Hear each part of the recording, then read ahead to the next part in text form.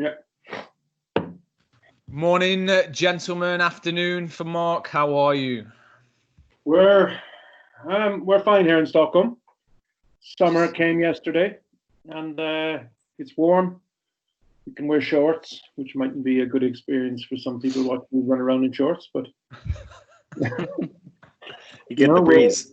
We're getting there. So, and as kids are still playing football, games are happening. School is still open. Status quo in some aspects, then. Yeah. Very good. Very good. Yeah. Britton, how are you? Different background. Is this a Zoom or a Teams background, or is this actually a real place? This is a real place. This is our office and the green room. I see the green room. Yeah. We had to have the meta.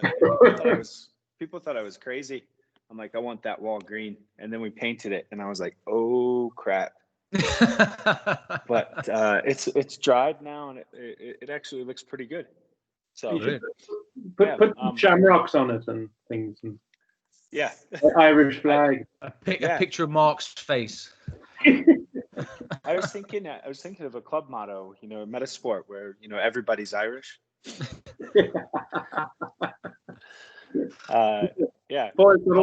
Mark can be the mascot. Yeah. I need something to do. Yeah, exactly. You've been busy. We'll talk about that in a minute. How's Britton, you've been bike riding, I hear? Oh yeah. A couple of us in the office have gotten really into it, and I finally found a hobby. It's 24/7 soccer for a bit, and now I'm 90/10. So right. And you're back on the field, eh? Yeah, back on the field. Kids are training. There's actually some good things about it, because coaches have to wear masks when they address the kids. So we wear a PPE. We run a full training session the way that you would expect. Kids are playing, with contact and, able to play small-sided games. We as coaches need to stay 6 feet away from those players, and when we're addressing them, have to wear our mask. And so, I think maybe that discourages us from talking too much. So, right. Not a bad thing. Yeah. No, I can see that.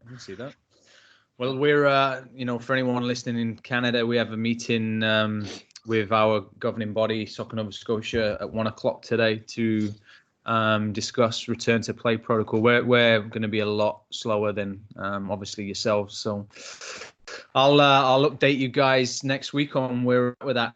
On next week, we are going to try something new, and it could go dreadfully wrong, but we're adaptable. I think so far we've demonstrated that.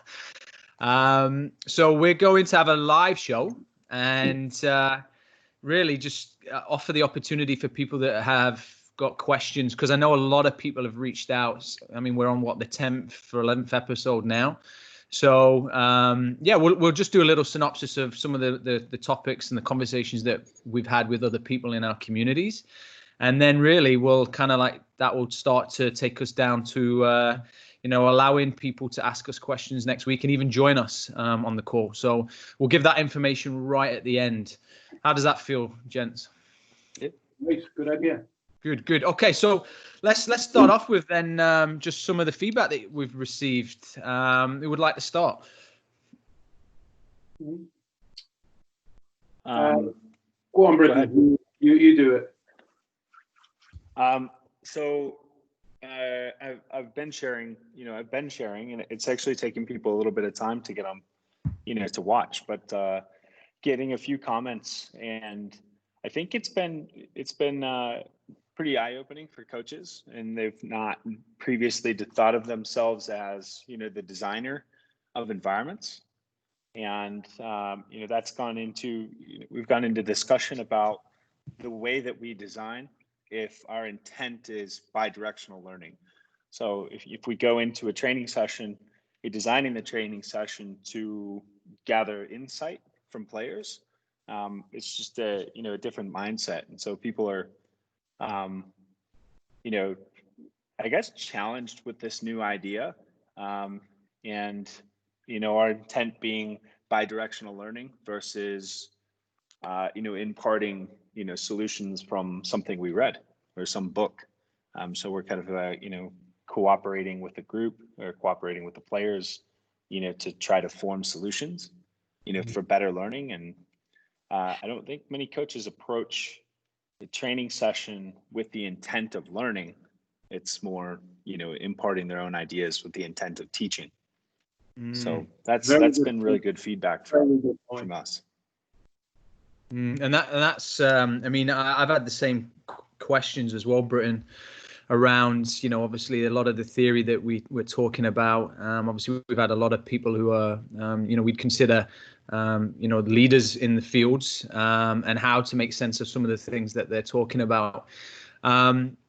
With session design, Mark, you kind of popped a blog on shortly, or is it gone live, or is it going to go live? Yeah, it's just gone out today. I just finished it now, so it's up.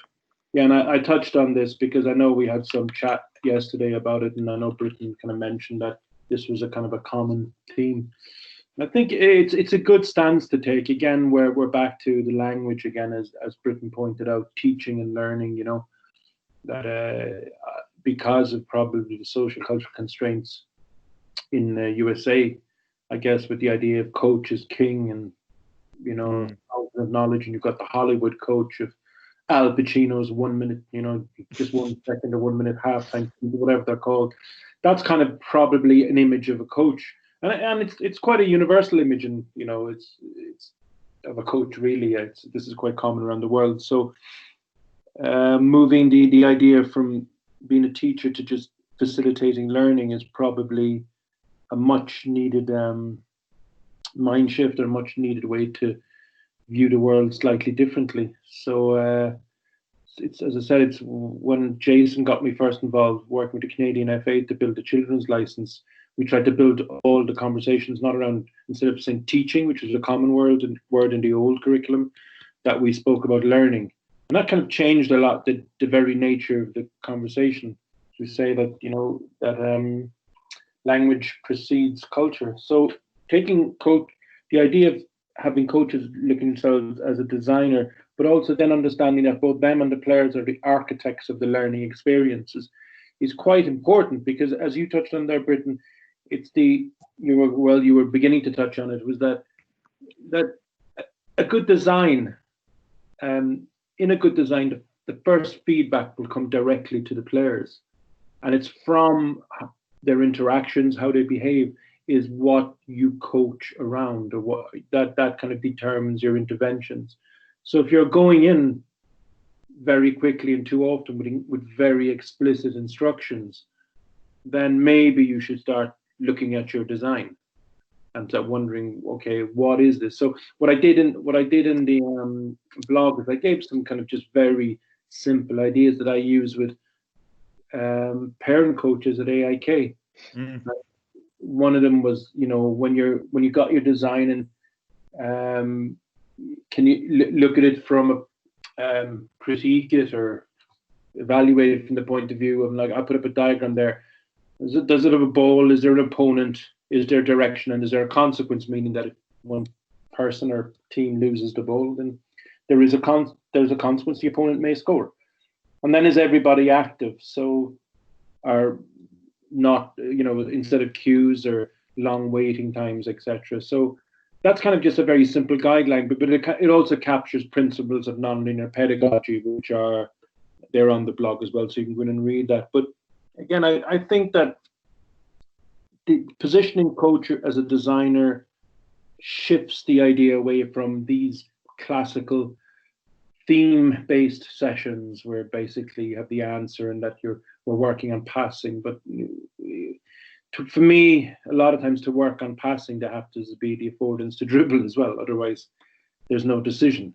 And usually when they have themes, it's only, if it's passing, it's always a pass from A to B to C to A to B, where the decision is just totally dictated by the rules of the session design.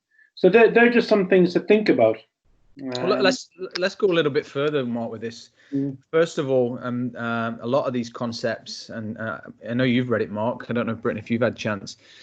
For anyone who's listening as well, not that we're not getting any sales or percentage back on this, but the Constraints-Led Approach book actually talks about this quite heavily around the coach as an architect of the environment, really trying to push a different paradigm around what really the role of the coach is, the initial role anyway. And you've gone into some really, I think, a simplistic way of explaining that, as you said, because you've got parent coaches. I think part of the trap initially is around the fact that if you're too explicit with your outcome, i.e. a theme, that's why you get caught in that explicit approach, because you're just so desperate to achieve that and not letting the environment kind of naturally just blossom into whatever the kids are receiving feedback from it. So is that something, this framework and maybe Britain as well on your side, are you guys slow? I mean, Mark, we know you for sure. Are you shifting away from removal of themes and kind of now just underpinning it with principles, and how's that going for you, Britain? Really good question. We've not really gone away from themes, but we're moving towards, the coach kind of decides what they want to get out of the week. And, it was interesting because we started asking coaches around training sessions. So, what are you hoping to get? And, really long pauses there for most coaches that they didn't really think a lot about what behaviors they wanted to affect or what behaviors they wanted to influence, unless the session was, defined for them. And so they had to think pretty hard about what it is that they wanted to get. And so, where we wanted to start was, be intentional about what it is that you're trying to get, and kind of know why you're doing things. And I think maybe that's, that's our way of ensuring that it's not, like, I guess, under constrained. But I don't know that we've perfected that balance by any means. It's very different and a little bit scary to just say, okay, go for it. We'll see what happens. We'll see what emerges. That said, if they're performing the tasks of soccer, in their football, it's, ball circulation, and, there are goals, and, again, Mark mentioned consequences and that sort of thing. Is that enough? Is that enough of a framework to add value to their experience? I think context on where, their age as well is a big factor. I think, Mark, you're working with U12 and below a lot of the time, and they need to just experience the game, and with those experiences they get the opportunity to make, solve problems. Whereas if you're probably working with the older groups, the objective is probably more clear, but you still need, I think these principles, Mark, for anyone listening who work with older kids, that the same principles of session design is the same. You're just leading them more towards that bias of solution. Thoughts? Yeah. I'd have thought about something Britton said about what you hope that you get. I was wondering, maybe ask the coaches, the reference players, what do you hope that they get? The players. So you could ask what you hope that they get, the players. Ideas. It can be just like, okay, I hope my session provides some autonomous decision making. I hope it's enjoyable. Right.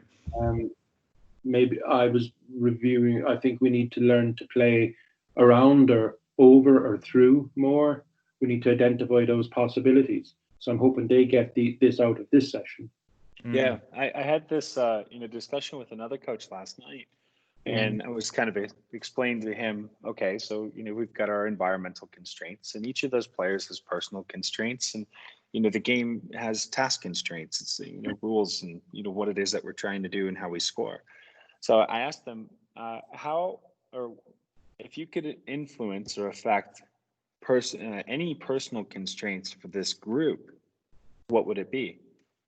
And he's a little bit new, but he's like, I would want them to to stay engaged. And I'm like, well, engaged with what? What would you like them to do? And so we kind of discussed, what is the task of, of soccer. And I think I was on the phone with another coach, kind of explaining my experiences here. And I think we've broken things down so much that we have no idea how to put it back together. Right. I think going back to when I work with these parent coaches, how do you evaluate a session? You can sit them, okay, was there a ball? Was there an opponent? Was there a direction? And the consequences, and was everyone involved? So that's just a starting point, because then once they get these ideas, then you can start working with how you can manipulate the task constraints, pitch sizes, number of players. It's okay if you have to have 4v3 for a while. Who cares? It's fine. It's good. Yeah. So why are you playing one? I do some 1v1 for young areas. I think it's very important, probably, for even though the decision making is probably narrowed, there's probably a lot of movement possibilities, creativity, agility. But I like playing instead 2v3, because then it invites the opportunity for more dribbling, because it's 2v3, but also you can still pass, so it doesn't take away the affordance to pass. So I like those games a little bit more, but I also see the value more in one. Again, we're looking at a continuum and a scale. Where are we on the scale? There's very, very few right or wrong answers. If you think at one end of the continuum, you have the default setting, which is very much isolated, and at the other end, you have the throwing the ball and let them play in the game as the teacher. And possibly neither are really optimal. So we work in this landscape, what I call landscape of affordances in the middle, and work along there. And a lot of that is contextual as well. It's sociocultural, and these players best. So it's working along that, but still, just to reflect back up the practice: ball, opponent, direction, consequence, everyone involved. That's a little checklist. We're observing if the design is good.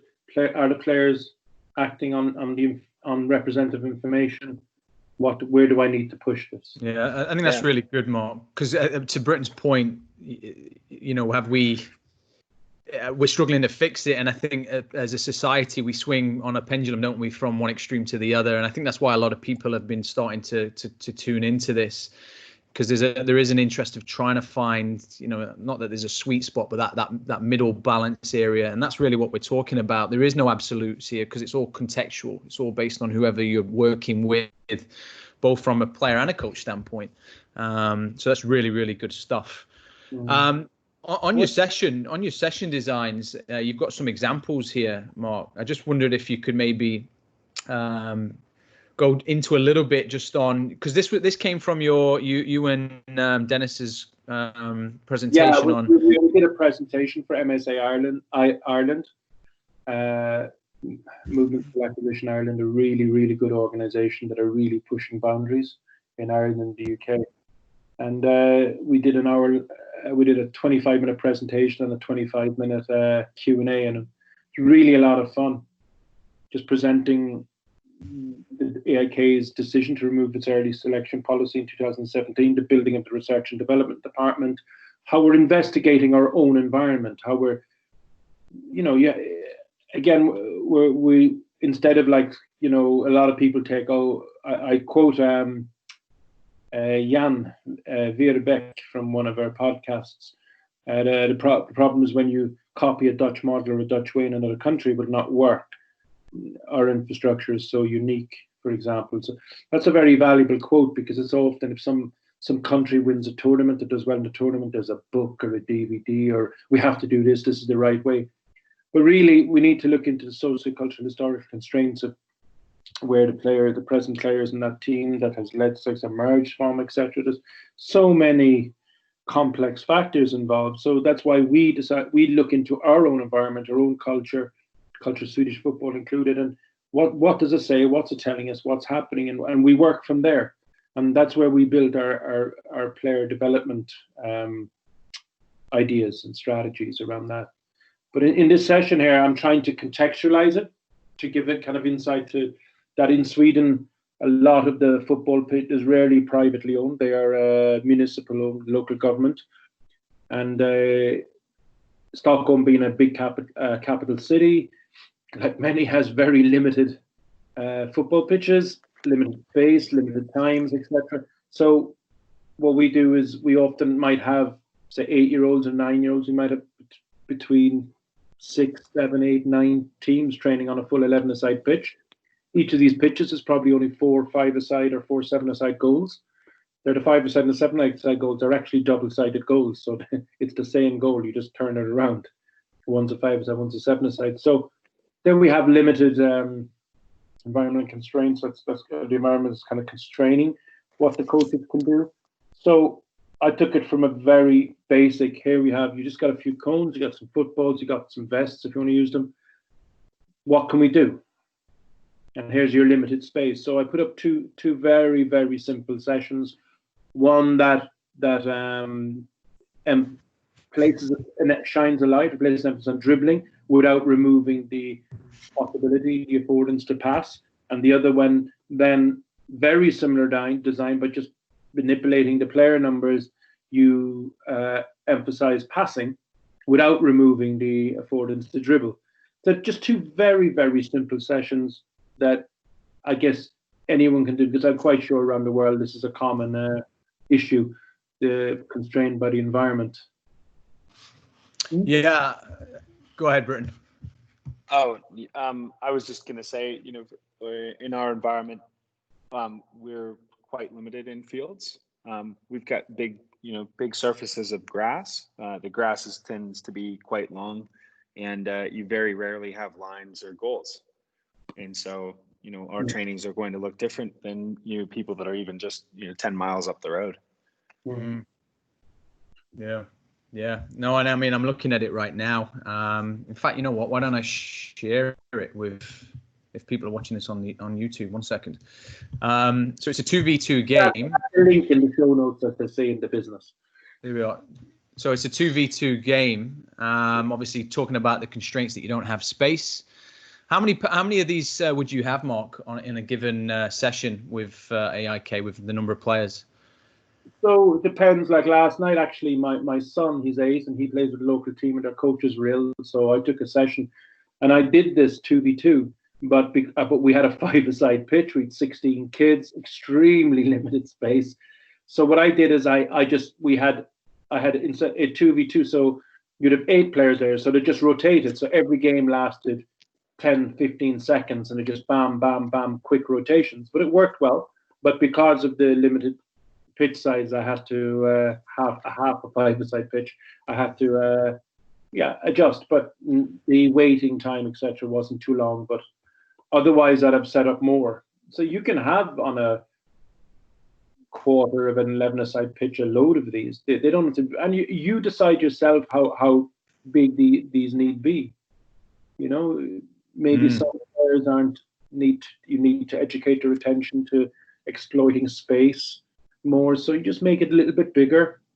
I also, because these are cones, if you can also use these these goals that you have. I don't know what they're called in Swedish. They're called tug goal. So instead of dribbling through the cones, you can pass through them. So yeah, again, it's the size of the pitch. You can start the ball, so you can vary passes in, or they can start with the ball. You can decide. It's very, very, very simple. And if you saw the one there with the other one, then is a 2v2, and what we have is a point guard and a target. So there's 2 jokers. So the point guard is support behind the target as the player in front for the pitch, and each they play with. So, and you see, if you play to the point guard and score, it's 2 points. If you just score, it's 1 point. So there we are, trying to exploit space and gaps, utilizing passes, but still not taking away the opportunity to dribble. Very simple, very basic. And again, you can manipulate the size of the pitch here how you want. Some people often have the cones too small, which ends up with some kids standing in the goals. Make them big enough so you can't block. Yeah. And I mean, I think some of the key things here, Mark, for anyone who's just curious, I mean, like you say, 8 players involved. There are 8 and 9 in the description. So again, I mean, they do need rest. This is extremely tiring if they're in it and they're obviously engaged. And So that works perfectly. And you've obviously got, the same setup, but two completely different emphases. And again, this was something I chatted about with our staff. I'm like, we don't need to keep creating all these fancy sessions with different layouts to achieve a different outcome. I guess the secret is that you can still do the same session, same space, and actually get a different action or repetition of that action that you're looking for. You want them to try and at least look to solve. And I think that's probably the secret sauce for me, someone who's been, involved and listened to many webinars, been to many conferences. It's all these fancy session designs to bring out these different actions, when the reality is it's just a very subtle change, task change. Maybe it's an addition of a player or a variable of some kind, and all of a sudden the environment changes again. Yeah, I think a big turning point was this idea of specificity, and I think for our culture, specificity, we think of specificity as being very detailed about one part. Right. So, what is the most specific thing you could do, to work on training football? It's football, right? Yeah, and so I think the further we get away from that, the less specific we're being. And so I think it's important for coaches to understand that the game is specific to the game. The game's likely to prepare you for the game. The game of 11-a-side isn't likely to provide adequate repetition. Yep. To make it enjoyable for you. In the principles of nonlinear pedagogy, task simplification instead of task reduction. Modify the task while ensuring that functional information and information movement couplings are maintained. Mm-hmm. And I saw that in the blog. So an example of task reduction would be dribbling, right? Or even I almost look at one-on-one as task reduction. That's what I said earlier. It's something that it is task reduction, but you can't. It's on the continuum. There is some benefits to it as well, and it's also particularly very good for kids' coordination, movement skills as well. Representative, highly repetitious, repetitious, and also it's never the same movement anyway when they start working each other out. So that, again, always when you're designing like this, there's often just if I do this, what do I lose? And you have to evaluate as a coach. But if you're just A passing to B and B passing to C passing to A, then that's just you've just totally reduced it and you've removed all the information. Yeah, there's no variation, and that's that concept that you probably repetition without repetition, which is the key. Yeah.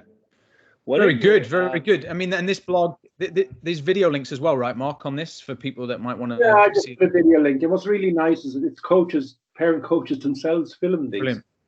So it's just they're like 8 and 9 year olds, and it's just nice, very simple, very basic, mixed ability groups, if you want to call them. These are not selected groups, and what I've done now, the next challenge is that I've asked the coach to say, look, get the players to set up these sessions themselves when they come. That was going to be my next question. Yes. Going back to our discussion with Debbie, how do we leverage the player voice? Mm-hmm. Yeah. But and make it kind of make it part of the culture. You come down. This is our session. We can start rival session. Yeah. Very good. I mean, so Mark, it's really clear here that, you've got an objective starting point with reference to session design, with obviously everyone active, ball, direction, consequence on it. What is then once this starts to play and they're playing 2v2 and the repetitions and actions are starting to occur, what's the point from then? You start with your parent coaches on giving them feedback on understanding what their role is in that environment. Because again, I think that's something that Britton mentioned at the beginning. I know I certainly see a lot of it is now there's this desire to, take over that fountain of knowledge. I have to be the sage on the stage. What's the starting conversation for you at AIK with the coach? The thing is, a lot of the coaches be very. A lot of the education will happen out on the pitch.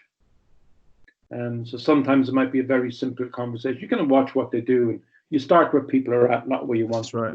Yeah. So I've had a coach recently who really can see the energy in quite a good design, but the best intentions, but really getting involved too much in this and that. And I always say to this, wait, just actually, what's actually happening here? Just step back. What's happening? What do you notice?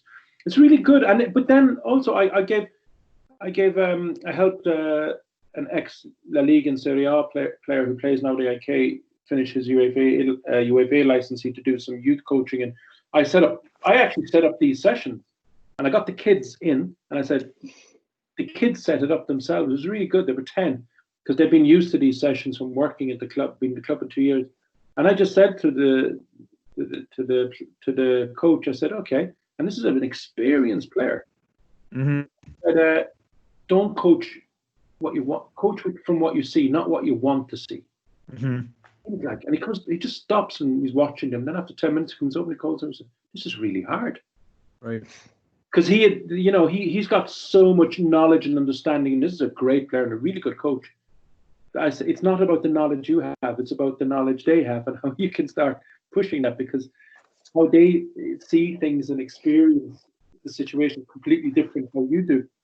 So he got it after a while. He started saying, "Actually, I need to make the pitch a little bigger. I think the goals should be too big."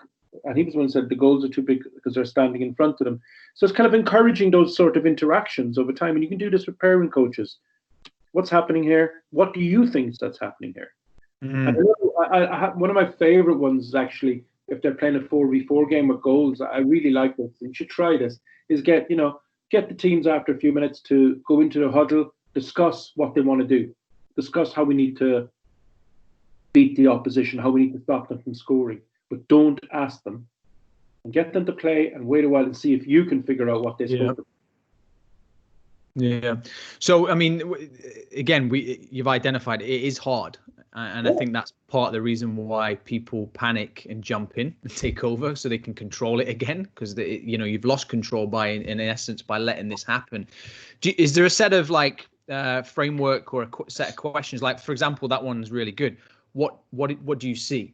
I know on some of the licensing that it's never absolute, but there's kind of this principle of step back for 2 minutes, maybe even longer if necessary. In those 2 minutes, quickly assess if the environment is safe. That's the first thing you do. Is it safe? Like, is there something that's a hazard of some kind? From that point on, then can you start to then, as you said, identify what you're seeing in reference to the actions or the solutions, the decision making that the players are going through. Do you have a process that you, through your coach education with your club, that you kind of have these questions to guide them? Well, actually, a very important thing here is about these questions. That a lot of people speak about guided discovery, but really, guided discovery for me starts with the design. The design has to speak to the players. Yep. I mentioned this earlier. The other point is, just because a kid can answer a question doesn't mean he is understanding in the game. There's a difference of the game versus understanding in the game. Yep. So they're very important points to consider, and these are things I discuss. Okay, that's great. He says this, but let's see it happen in the game, because that's really where it starts from. So I'm trying to see. That's why is it the feedback is good, the design is good, and the feedback's coming to the players. The players interact, they do things, and then it's all in the game, and what they're doing and behaviors in the game is what you work from. Yeah. Well, kids learn answers. I mean, we talk about it a lot. They just regurgitate things they've heard. I mean, it's like, if the question's so open, I say, we have to avoid this guess what the coach is thinking game within the set. What do you see? It's such an open question. The kids just start guessing because they've heard words before. So you're bang on there. So with that, in the, obviously understanding in the game, and we know it's hard, Britton, with your audience, your environment, where are your coaches? What's the kind of message that you give your club coaches on how to manage that? I think we've had a few discussions on we try to impart our view on the child or on the player too often, and we don't gather enough insight about what it is that they were trying to do. Right. So if I go to correct an error, quote unquote, I'm making assumptions about what it was that they were trying to do, or what it was that they were trying to achieve, and then from there I'm trying to infer what did they see, rather than asking them, hey, what were you trying to do there? Right.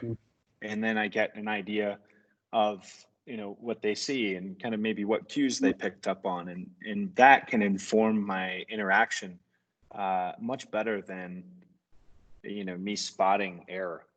Coaching is not error correction. It's funny. I've got a little example of this, and I won't mention the coach. They were on a license course, and we know from chatting with Jason, license courses in the past were not working. But he's watching a session. He's looking for what things that he wants them to do, and the outcome that he wants them based on his theme. And he's nervous, and he stops standing still. And as he's stepping out onto the grass, because he's nervous, he completely blanks out with what he saw and what he's actually trying to achieve, and he starts to panic. And he's telling me this story afterwards, and he's like, so I'm walking onto the field, and I'm walking to where the ball was, and I'm like, I'm going to fail because I have no idea what I'm supposed to say now. I've blanked. I don't even remember what happened. And he said, and then he just went to the player and kind of put his arm on the player and said, so what do you see?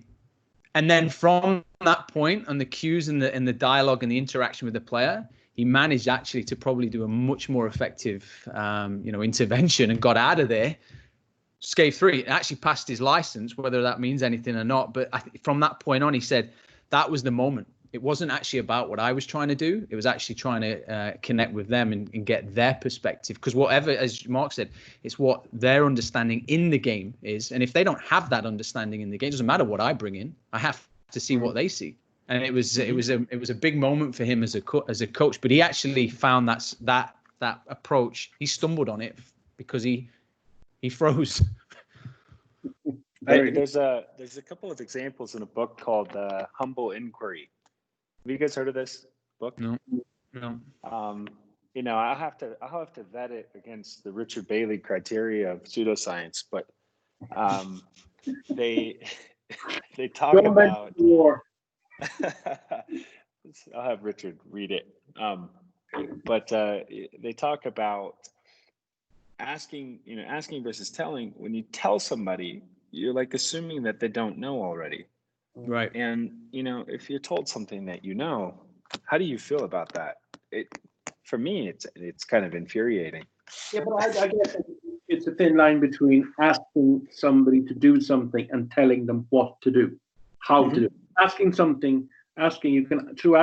you can give them information of what you think they should be doing, but you're not telling them how to do it. Right. And that's kind of important, I think. Yeah. Britain, I'd like you. Have you seen they're playing a very high line? I want you to try and exploit it.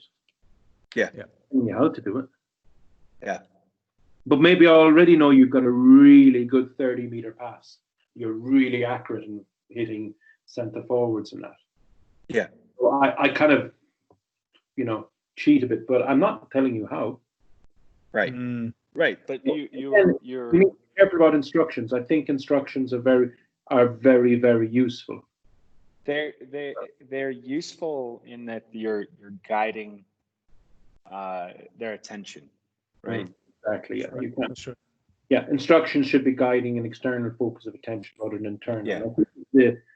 The little tightrope walk we need to. Yeah. Ben Galloway, I think, has a video on instructional constraints, and it's probably a good deep dive for coaches that are trying to walk this line. Yeah, we'll maybe put a link on there as well. Yeah, you brought up Richard from last week, and obviously the myth of pseudosciences. That was quite popular. I got a lot of feedback. Yeah, I've got so many coaches contacting me saying, "Hey, this is really challenging for me, and I'm to thank you."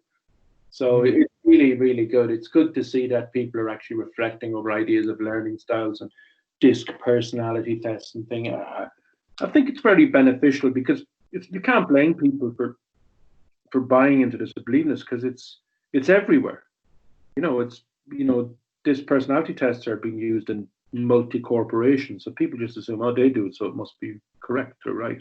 Learning for so many education programs. But it's good. It's good to have these discussions. We need more of these. It makes, I think, this makes us better at what we are at. Yeah, I agree. Well, with that said, I mean, let's see if we can then get people who are interested to ask these questions and just have a dialogue with us. Disclaimer, we don't have answers. We just have conversations. So if you come in looking for a bullet, a golden bullet, we don't have it. But so next week, gents, we're going to delay our recording time so that Britain can actually wake up and have breakfast. Yeah. So it's going to be, let me think, what's probably the most default time here? Would it be Eastern time would probably be the default time? So in the US, it's going to be on the East Coast. It will be a 12 o'clock live show. Wow. In Sweden, it will be a 6. Is that? Yeah. If you're in the UK, and I know we have a lot of UK listeners, that means it will be a 5 p.m. And if you are right on the west coast of the United States, in Canada, that would put you around 9 a.m. And then if there's anyone from, I guess, the Southern Hemisphere, what time would that be? I think Brazil is and Sweden's only about 3 or 4 hours difference. So I don't know. Yeah. I think there's a few time zones in Brazil. Yeah. Anyway, we'll put all the information on. We'll promote this, and what we're looking for is just questions. So if you have a question and you want to join us, actually, come on the feed and ask the question yourself. You're going to email us at questions. Not questions. Sorry, I lie. It's going to be contact@learningindevelopment.net. So contact. I want to make sure I get that right now because this would be embarrassing, wouldn't it? Yeah, contact@learningindevelopment.net. And again, we'll put the information attached to this podcast. So if you can get us some questions in, maybe by probably the end of the weekend, we'll send you out an invitation if we've selected the questions for you to come on. Everyone else, it will be live streamed. And I'm thinking, fellas, we'll go like Twitter, Facebook, YouTube, whatever people want to listen to. That's up to them. Well, anything else from you, gents? I would just like to ask the audience, to evaluate whether they're, more green personality, red personality, left-brained or right-brained.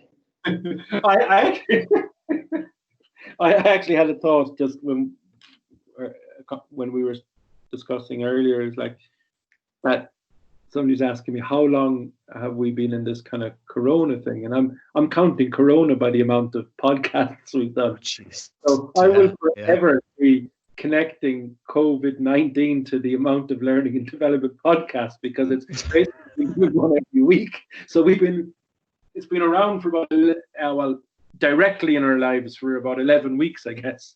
Yeah, that's true. Well, that's why I said to you, Mark, because we had some conversation around whether or not we should talk about it, because it's not really the subject that we're familiar with or understand. But I said to you, Mark, listening back to it, maybe in a couple of years, it will be interesting because you actually get to see the process. Yeah.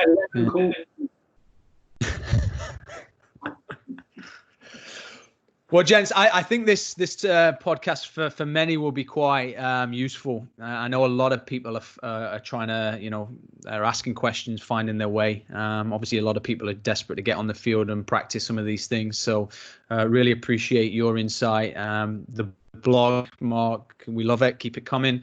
Any final words? Add it into the link in any show notes and stuff.